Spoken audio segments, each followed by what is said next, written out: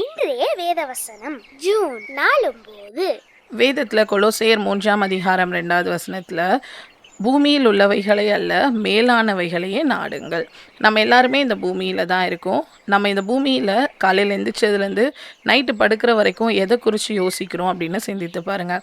கண்டிப்பாக முக்கால்வாசி நேரம் நம்ம இந்த பூமியில் எப்படி முன்னேறலாம், நம்மளோட லைஃப்பில் எப்படி மேலே போகலாம், நம்மளோட ஃபேமிலியை எப்படி பார்த்துக்குவோம், நம்மளோட ஜாப் எப்படி இருக்கும், இதை குறித்து தான் நம்ம யோசிக்கிறோம்.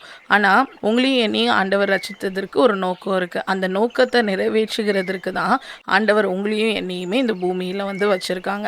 ஸோ அப்போ இந்த பூமியில் இருக்கும்போது நம்ம எதுவுமே பண்ணக்கூடாது, ஹாப்பியாகவே இருக்கக்கூடாது அப்படி கிடையாது.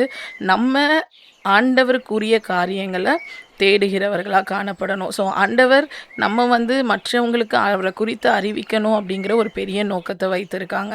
ஸோ அப்போது நம்ம எப்படி ஆண்டவரை அறிந்து கொண்டோமோ அதே போல் மற்றவர்களையும் ஆண்டவருக்குள்ளே வழி நடத்துகிறவர்களாக நம்ம காணப்படணும். ஸோ அப்படிப்பட்ட மேலான நோக்கத்தை நம்ம நிறைவேற்றுகிறவர்களாக காணப்படணும். ஸோ அதுதான் மேலான காரியங்கள். இந்த பூமி அநித்தியமானது, இது அழிஞ்சு போகக்கூடியதானா நித்தியமான அந்த பரலோகத்துக்கு நம்ம ஒவ்வொருத்தரையும் கூட்டிகிட்டு போகிறது தான் நம்மளுடைய மேலான நோக்கமாக இருக்கணும். அப்படிப்பட்ட நோக்கத்தை நம்ம நாடுகிறவர்களாக காணப்படணும். ஸோ நம்ம பூமியில் இருந்தாலும் நம்ம பூமிக்குரியவர்கள் அல்ல, நம்ம உன்னத ராஜ்யத்திற்கு போக நம்ம எல்லாரையுமே கூட்டி சேர்க்கிறவர்களாக நம்ம காணப்படுவோம்.